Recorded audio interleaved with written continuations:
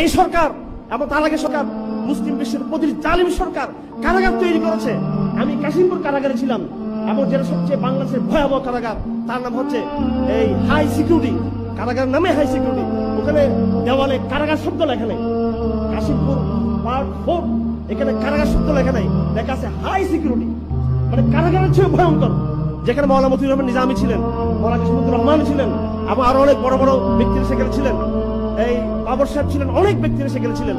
সেখানে 1020টা সেল রয়েছে, 1000 সেল একটা কারাগারে, শুধু 1020টা। আমি গনে গনে দেখেছি সেখানে। সেখানে কোনো হল রুম নেই, সবাইকে সেলের মধ্যে একা একা আবদ্ধ করে রাখা হয়। তোমরা সেল বানিয়েছো মানুষকে কষ্ট দেওয়ার জন্য, কিন্তু আইসিইউ বানানো নেই, অক্সিজেন ব্যবস্থা তোমরা করো নাই। আজকে আমার কোন রিক্সাওয়ালার, কোন গরিবের, কোন অসহায় ব্যক্তির যদি শ্বাসকষ্ট শুরু হয় মসজিদে, তার আইসিইউর কোনো ব্যবস্থা নেই, সে কখনো সে চিকিৎসা নিতে পারবে না। যে ধনী সে কিন্তু তার চিকিৎসার ব্যবস্থা করতে পারবে, কিন্তু গরিবের কোনো ব্যবস্থা নেই। ইসলাম এমন এক ব্যবস্থা দিয়েছে যেখানে সকল ধনী গরিবকে সমানভাবে সেবা দেওয়া হয়েছে, সকল ধনী গরিবকে সমানভাবে সার্ভিস দেওয়া হয়েছে। এই জন্য আপনারা ইসলামের অর্থনীতি চান, কোরআনের অর্থনীতি চান, নাকি দাজ্জালের অর্থনীতি আপনারা চান?